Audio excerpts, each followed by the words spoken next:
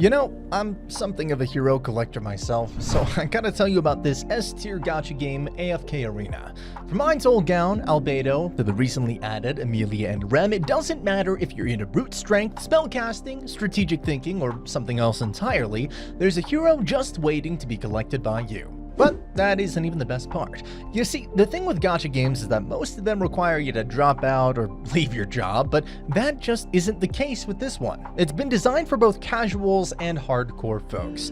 Thanks to the game's auto battle, chest, and reward systems, you can make the bank with just 15 minutes a day and become an absolute overlord if you're eager to spend some more time. Now is the time to join. The game is celebrating its 4th anniversary with a crossover between ReZero and AFK Arena. It brings Rem and Amelia to this vast and endlessly exciting world of Aspira. And yes, Amelia is bringing her pet, Puck, with her. That's right, you'll be able to collect the best girls and add them to your hero collection. The collab doesn't end there though. With AFK Arena's 4th anniversary in the picture, ReZero's much anticipated 3rd season has also been announced. Overall, AFK Arena is by far the most laid-back gacha game, so you don't even need to spend money if you don't want to. I'd say just scroll down, click on the link in the description box, embark on this epic journey right now, and grind your way through it all. Rem and Amelia are waiting for us, my friends. Who knows? Maybe we'll encounter each other in the arcane labyrinth. Taichi and Rin have been leading an ordinary life as high school students just a few months ago until fate intervened and they find themselves embroiled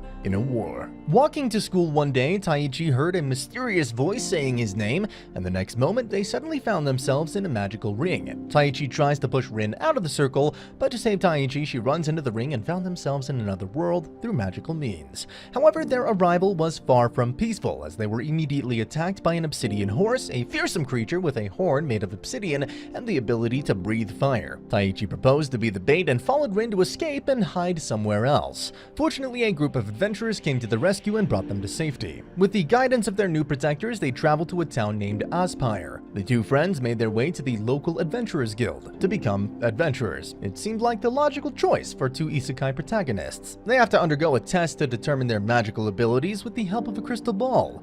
The results turn out to be quite impressive, as Taichi managed to break the crystal ball, and their skills caught the attention of the guild master. He sent them with a golden-haired girl known as Golden Fencer to a witch who resided in a remote house. The witch tested their magical abilities once more and deemed them worthy of becoming adventurers. Taichi and Rin were surprised when the witch told them that they're going to be her apprentices and will train under her. On the other hand, some shadowy figures mentioned the summoning ritual and indicated that they were still tracking down whoever had been summoned or something along those lines. Taichi and Rin were both overwhelmed when they discovered their magical abilities. Their magical capacities and strength were beyond that of any ordinary person and even surpassed those of S-rank royal mages. Rin in particular was an extraordinary mage, as she possessed the unique power to control all 4 elemental forms of magic.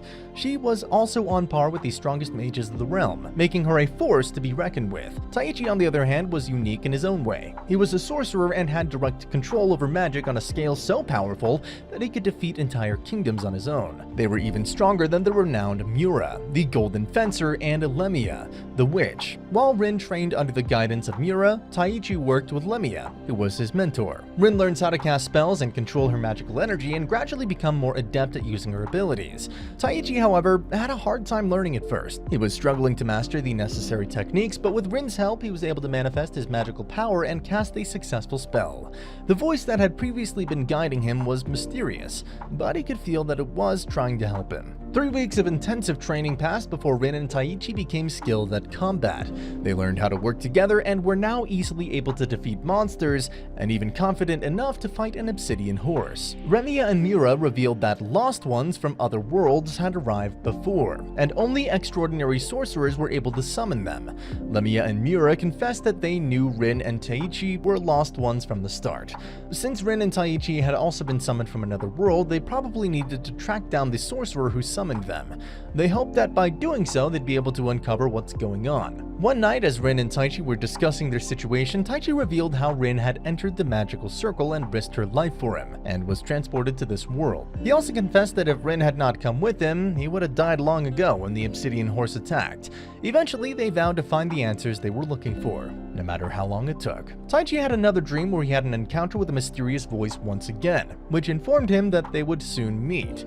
Upon completing their training, Taichi and Rin returned to the town of Aspire to pursue a career as adventurers and begin spending their days undertaking E-rank missions. One day, while sitting in a cafe, they received an urgent summons from the guild to investigate the smuggling of goods into the city. The mission, classified as D-rank, required them to look into the customers of a bar in the slums. As they dig deeper into the investigation, they discovered that the price of fruit in the market had skyrocketed, which led them to seek more information. In pursuit of their mission, the pair decided to visit a local bar to gather more intel. Unfortunately, their inquiries led to a commotion among the patrons, and they were unable to extract any useful leads, except for the fact that the bar was involved in the illicit trade of stolen goods.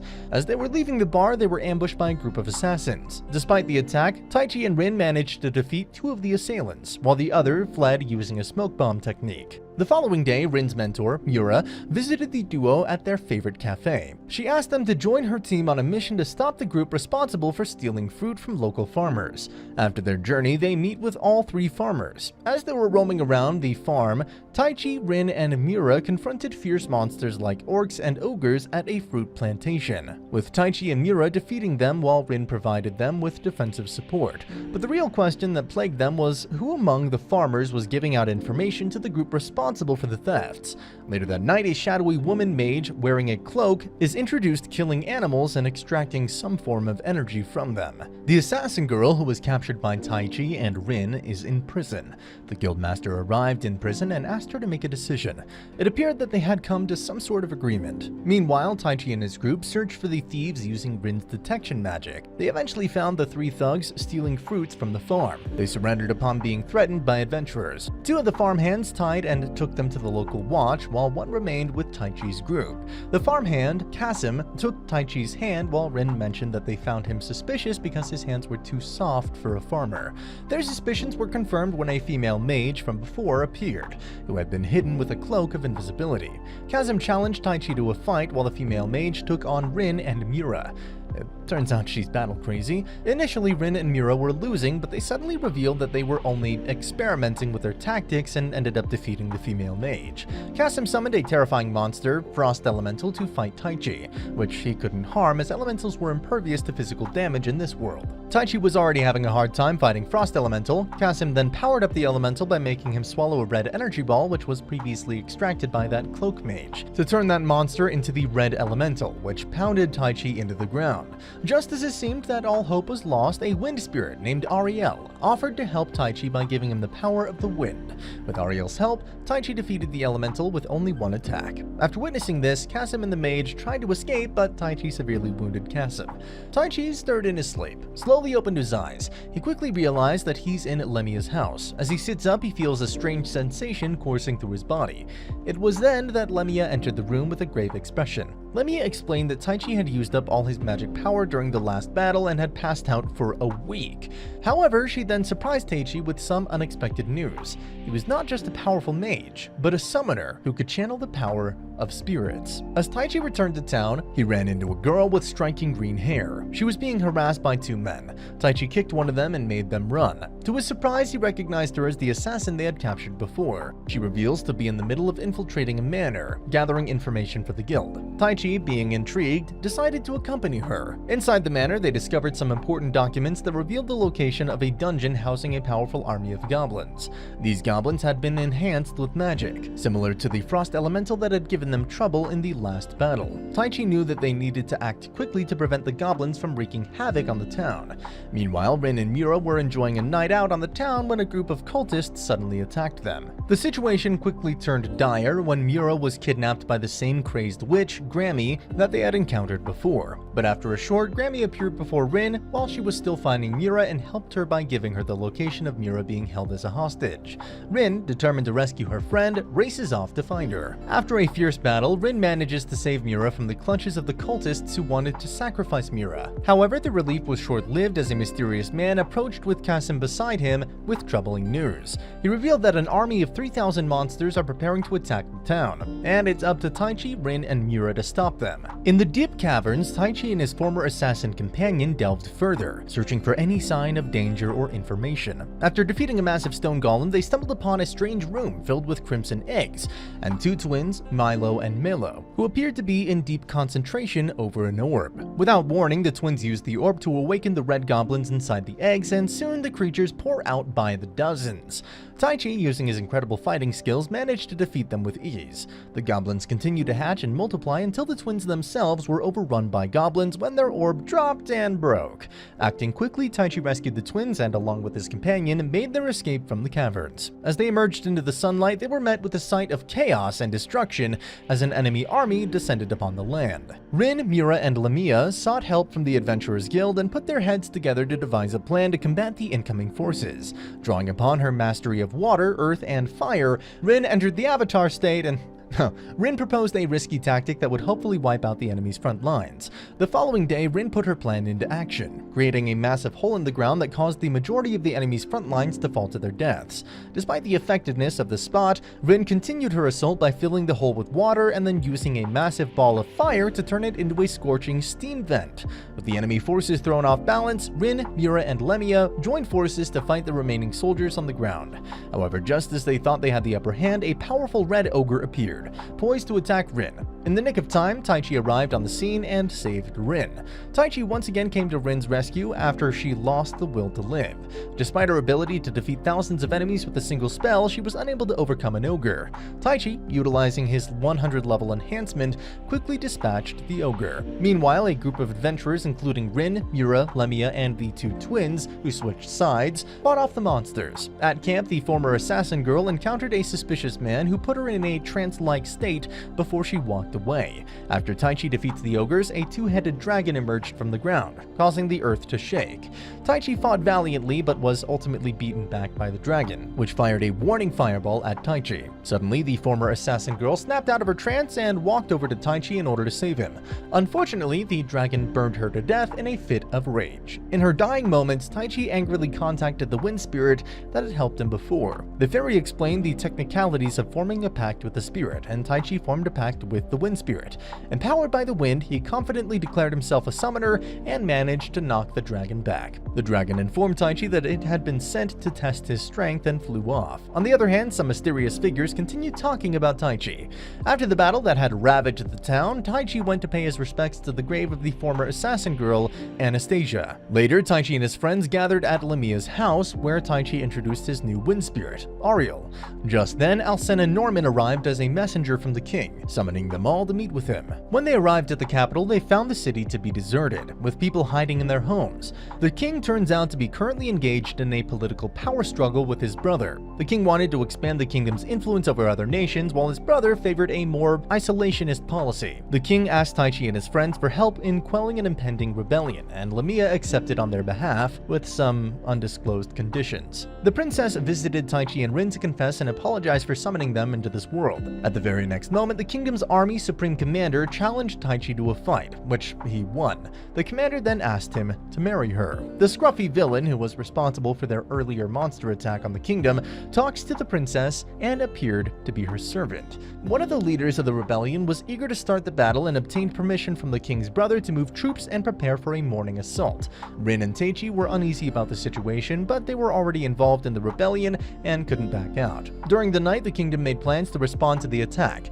However, an assassin tried to kill Rin and Taichi that same night, but was unsuccessful. The next day, a large group of mages gathered outside the castle, ready to launch long-range attacks on the king's army. Taichi used wind magic to create fissures to block their movement, but the mages were already planning to attack from a distance. They began launching their spells, but eventually shifted their focus to Rin and Taichi. Taichi created a barrier to protect them, and Rin unleashed her own spell, causing rain to fall and using lightning to paralyze all of the enemy mages.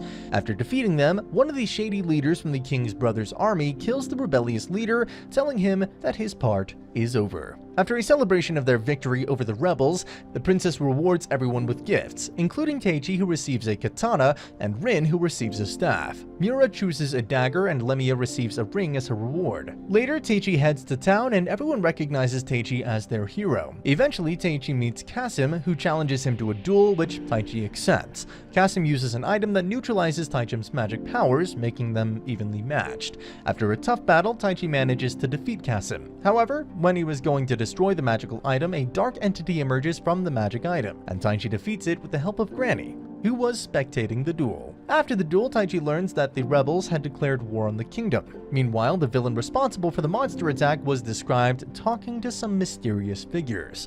The true rebellion battle commences, and all the adventurers go up against powerful enemies one-on-one. Rin fights against an axe-wielding woman, Lemia faces an old man, and Miura takes on a pompous knight. Meanwhile, Taichi heads straight for the enemy's command tent. In the tent, Taichi confronts the enemy commander, who's actually the king's brother, and tries to negotiate with him. However, the enemy's second-in-command, Inimicius, casts a spell that turns corpses into berserkers, though they appear more like lifeless statues. The second-in-command then proceeds to explain his entire plan in great detail, revealing the woman supreme instructed him and the reason of his support towards the rebellion. Apparently, all of his efforts were for this very moment, and he would sacrifice himself for her. You know what they say, once a villain starts monologuing, that's your chance. The group receives some exposition about a past disaster caused by a zombie spell, which resulted in the destruction of a large part of the world and the death of 700,000 people. Despite the zombies not having hurt anyone and moving slowly, everyone became anxious about their strength. Taichi, feeling the weight of the situation, decided to sacrifice himself for the greater good and began channeling a great deal of wind magic into his body. However, his actions were stopped by Eri, who disapproved and was then summoned back by Taichi as one of the 4 great elemental spirits, Sylphid. Together, they were able to destroy the zombie spell, causing all the soldiers affected by it to return to normal. Meanwhile, the Psycho Advisor transformed into a strong winged monster, but Taichi was able to defeat him with a punch after making a speech about using his cheats for the greater good. Eventually, the civil war was won by the king, his brother was executed, and everyone lived happily ever after. And that's the end of the video. As always, if you liked what you saw, subscribe to the channel. I'll be uploading a lot of videos just like this, so I'll see you at the next one.